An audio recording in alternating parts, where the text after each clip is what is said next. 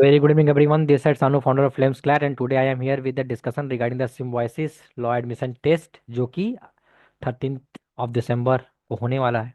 And I know that कि अभी तुम्हारा पढ़ने का मन नहीं कर रहा होगा. आई न्यू दैट कि यार तुम अपने क्लैट के रिजल्ट को लेकर थोड़े से सैड हो गए, और प्रायोरिटी नहीं होगी तुम्हारी इस एग्जाम को देने की. बट अब टाइम का डिमांड है कि तुम्हें इस एग्जाम को देना है, और एक अच्छे कॉलेज, एक अच्छे private law school like symbiosis, specially Pune is really good college. उसके लिए तुम फाइट कर रहे हो. अब तुम थोड़ा सा सैड होकर भी तैयारी कर रहे हो. ठीक है यार, चलो कर लेते हैं कर लेते हैं. But I just wanted to say you that कि देखो, हर टाइम पर सही डिसीजन लेना बहुत इंपॉर्टेंट है. जो क्लैट में हुआ नहीं हुआ, एडिट अच्छा गया नहीं गया, उसको थोड़ा साइड रखकर इसके बारे में सोचना बहुत इंपॉर्टेंट है कि लाइफ हमें एक और चांस दे रही है.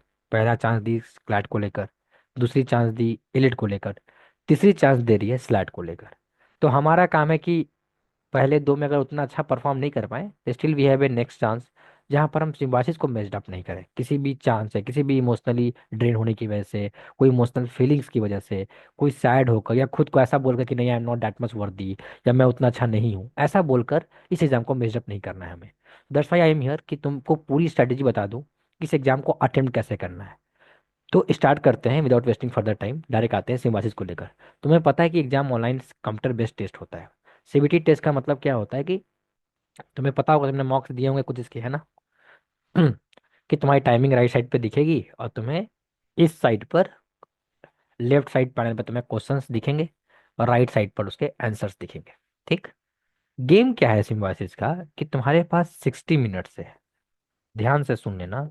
और तुम्हें इसी 60 मिनट्स में 60 क्वेश्चंस को हिट करने हैं. 60 क्वेश्चंस को हिट करने हैं. ठीक. तुम सेक्शन सफल कर सकते हो इसमें. और जो इसका कट ऑफ जाता है जनरल के लिए, वो 45 प्लस जाता है फॉर सिम्बासिस पुणे. अभी तक का थोड़ा बहुत ऊपर नीचे, +2 +3 -2.3, वो अपने मुकाबले कर लेना. बट ट्राई करना कि you have to score 45 plus. अब कंसर्न ये है कि ये 45 प्लस जो दिख रहा है वो इतना इजी नहीं है. क्यों? क्योंकि नंबर ऑफ सीट्स इस कॉलेज में लिमिटेड है, पहली बात तो. नंबर ऑफ सीट्स लिमिटेड है. इसके बाद तुम्हें इंटरव्यू राउंड को भी जाना है. हाँ, तो अभी सेकेंड राउंड पे भी हमें क्वालिफाई करना होता है. बट ये 45 स्कोर तब कर पाएंगे जब हम डीएमपी पे काम कर पाएंगे. डीएमपी का मतलब डिसीजन मेकिंग पावर, कि तुमको 60 में से कितने क्वेश्चन अटेम्प्ट करने हैं, और वो क्वेश्चंस तुम्हारे करेक्ट होने चाहिए, ताकि तुम 45 प्लस स्कोर कर लो. तो जब भी तुम किसी भी क्वेश्चन को अटेम्प्ट करना सिम्बायोसिस में, तो ध्यान देना कि टाइम को रिफरेंस लेकर ही क्वेश्चन सॉल्व करना. हो सकता है कि तुम्हारे सिम्बायोसिस में क्वेश्चन नंबर ए तुम्हें आ रहा हो, या वन क्वेश्चन नंबर मान लो, you are able to solve this question. But there might be a possibility that this question would be a time taking question होगा. ठीक. जो तुम्हारा easily 3 minutes to 5 minutes consume कर लेगा. तो इन क्वेश्चन को फर्स्ट ट्राई में, जब तुम स्टार्टिंग में अटेम्प्ट करना स्टार्ट करो, तो तुम इस क्वेश्चंस को अभी टच मत करना. तो पहले जो तुम ध्यान देना कि तुम सबसे पहले उन उन क्वेश्चंस को ट्राई करना जो बहुत कम समय में, लेस ड्यूरेशन ऑफ टाइम में सॉल्व हो रहे हैं, वो ध्यान रखना. सेकेंड पॉइंट जो तुम ध्यान रखना इसी में, कि तुम जब तक श्योर ना हो तब तक तुम मार्क मत करना. श्योर होकर ही, मतलब एक्यूरेसी को बहुत ज्यादा ध्यान में रखकर ही पेपर को देना, ताकि तुम्हारा 45 प्लस आए, 42 43 45 प्लस आए. तो accuracy is something which you have to consider. क्यों कंसीडर नहीं करोगे तो पेपर कहीं ना कहीं मेस्ड अप हो सकता है. तो एक्यूरेसी को बहुत ही ध्यान में लेकर चलना, जहाँ पे कंफर्म हो उसी को सॉल्व करना. अगर मान लो क्वेश्चन नंबर 1 आ रहा है तो सॉल्व करना, नहीं आए तो तुरंत क्वेश्चन नंबर 2 पे जंप कर देना. सॉल्व हुआ तो करना, नहीं आए तो क्वेश्चन नंबर 3 पे जंप कर देना, ट्राई कर लेना, नहीं आए तो फिर क्वेश्चन नंबर 4. मतलब ऐसे चलते रहना, ऐसे ऐसे फ्लो में चलते रहना. कहीं पर भी ऐसे ऐसे ऐसे फ्लो में ऐसे मत हो जाना, स्टॉप मत कर देना. क्यों? टाइम फिर आखिरी में तुम्हारे क्वेश्चन छूट जाएंगे. जो भी बच्चे सिम्बायोसिस एग्जाम को क्वालिफाई करते हैं, वो अक्सर कहते हैं कि हम बहुत टाइम पर चला करते हैं, बहुत टाइम पर चला करते हैं. तो मेक श्योर कि तुम टाइम के साथ खिलवाड़ ना करो, और टाइम को बहुत ही ज्यादा सिंसियरली लेकर, सीरियसली लेकर समझो. अभी तुमको मैं कुछ पैटर्न बताता हूँ जो तुमको कुछ रिवीजन में काम आएगा, सिलेबस क्या कहता है, और कुछ कुछ टॉपिक्स में रिवीजन कर देना. फिर तुमको मैं स्ट्रेटेजी बताऊंगा तुम इस पेपर को अटेम्प्ट कैसे करना. ठीक है? यहाँ तक बात क्लियर समझ आती है. जो पहला सेक्शन है वो है लॉजिकल रीजनिंग का. लॉजिकल रीजनिंग में जो इसमें जो कॉन्सेप्ट देता है, वो 12 नंबर के क्वेश्चन होते हैं. 5 सेक्शन होते हैं, 5 सेक्शन 12 12 नंबर के होते हैं. ठीक. लॉजिकल रीडिंग में जो क्वेश्चन आते हैं वो आते हैं लॉजिकल सीक्वेंसेज।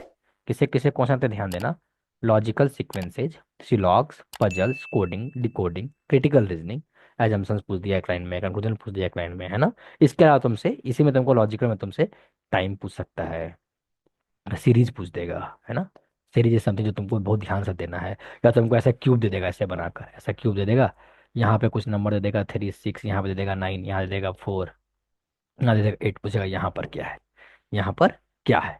तो तुमको इस टाइप का भी फॉर्मेट का क्वेश्चन तुम्हें दिखेगा, जो कि तुमको सॉल्व करना है। कैसे हुआ, तो 3 + 6 9 हुआ, तो 4 + 8 क्या होगा, 12 होगा। बात खत्म हो गया।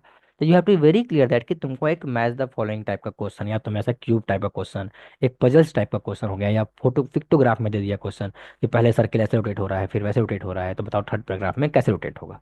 तो ये तुमको ध्यान रखना। डायरेक्शन का क्वेश्चन आ सकता है। फैमिली ट्री, फैमिली ट्री से एक सवाल या दो सवाल पक्का बनेगा। ब्लड रिलेशन से एक सवाल और दो सवाल पक्का बनेगा, लिख लो। वो क्वेश्चन आएगा ही आएगा। कैलेंडर से एक क्वेश्चन आएगा ही आएगा, टाइम से एक क्वेश्चन आएगा ही आएगा। ये सब टॉपिक्स तुम कर लेना, ठीक है। बट ध्यान देना कि अगर तुमको कैलेंडर नहीं आता है तो छोड़ देना, टाइम वेस्ट मत करना। टाइम वेस्ट करोगे तो पूरे पेपर को अटेम्प्ट ही नहीं कर पाओगे। फिर बात करते हैं लीगल रीजनिंग। लीगल रीजनिंग तुम्हारा बिल्कुल बेसिक्स आता है, बिल्कुल कॉन्ट्रैक्ट्स की मानने के साथ कॉन्ट्रैक्ट क्या होता है, वाइड होता है, वाइडेबल होता है, वाइडेबनिसी होता है, क्या होता है अगर लोग, आर्टिकल 21 का मतलब क्या है, ये जजमेंट क्या कहता है। तो बिल्कुल बेसिक लीगल लॉ से सवाल आते हैं। 1 1 वर्ड का प्रिंसिपल दे दिया, 1 1 का फैक्ट दे दिया। तो you have to very careful that कि तुम इसमें ज़्यादा दिक्कत ना लो। बस अपने नोट्स को जो तुमने पढ़ रखा है उसको तुम अच्छे से रिवाइज कर लेना फॉर द लीगल रीजनिंग। और लीगल में सारे क्वेश्चन को ट्राई करना कि अटेम्प्ट कर लेना, अनटिल अनलेस कोई लीगल मैगजीन का तुमको मतलब नहीं पता है तो। Next is analytical reasoning. ठीक, इसमें तुमको क्या देगा, नंबर सीरीज जो तुमको मैंने बोला, data interpretation, DI, percentage, logical deduction and caselet. इसमें तुमको केसलेट तुमको मैंने बताया क्यों वाला, वो दे देगा लॉजिकल डिडक्शन, कि इसमें से क्या चीज़ फॉलो नहीं कर रहा है, क्या चीज़ फॉलो कर रहा है। ठीक है। तो ध्यान देना कि इन तीनों सेक्शन में ट्राई करना कि एक अच्छा अटेम्प्ट लेकर आओ। एनालिटिकल रीजनिंग स्कोरिंग रहेगा, लीगल स्कोरिंग रहेगा, लॉजिकल भी स्कोरिंग रहेगा।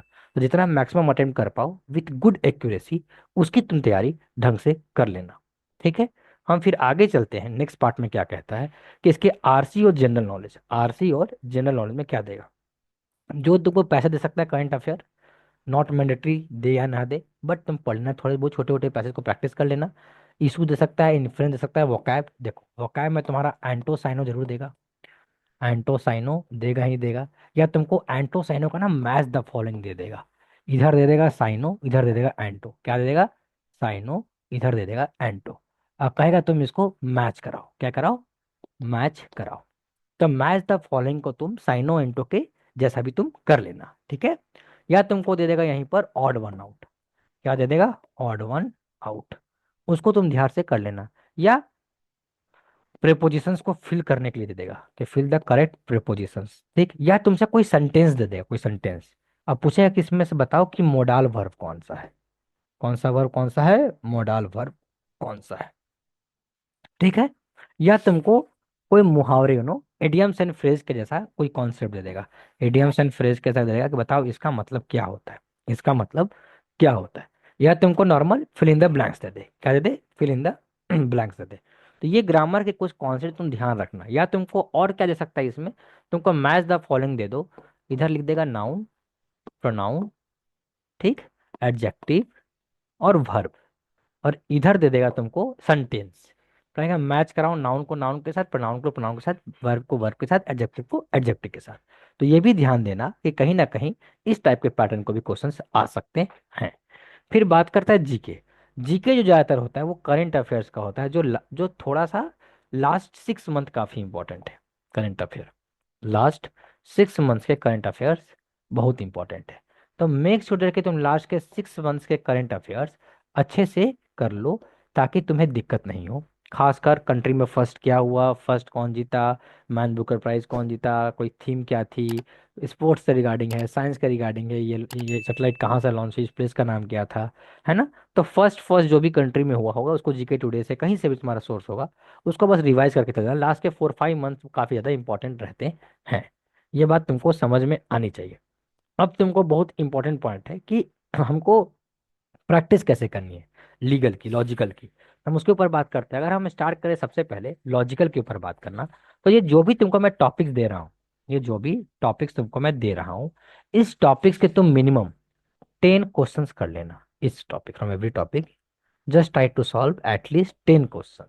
और जो टाइमर लगाना है इस 10 क्वेश्चन को सॉल्व करने के लिए, वो लगाना 8 मिनट्स। और अगर तुम मान लो पजल सॉल्व कर रहे हो छोटे मोटे, या तुम अरेंजमेंट सॉल्व कर रहे हो, तो 5 मिनट लगाना फॉर वन पजल।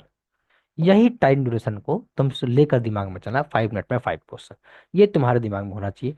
और जो तुम्हारे पास बेसिक, जो तुम्हारे पास बुक होंगे, M K पांडे की बुक होगी, उसे तुम क्रिटिकल रीजनिंग और एजम्पशन के क्वेश्चंस को अच्छे से कर लेना, ताकि तुम्हारा एक प्रैक्टिस बना रहे। और ज़्यादा स्ट्रेस मत लेना।